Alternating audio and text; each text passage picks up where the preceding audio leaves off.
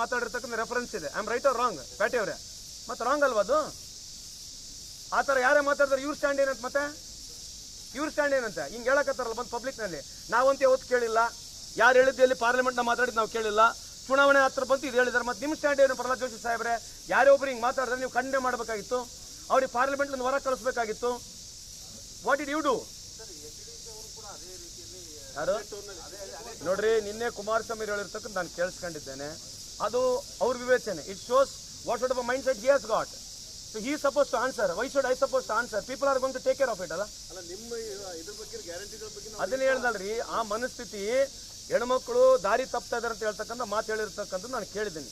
If whatever I understood rightly, I don't want to comment on it because it shows his mind set, ನಂದಲ್ಲ ಅಲ್ವಾ?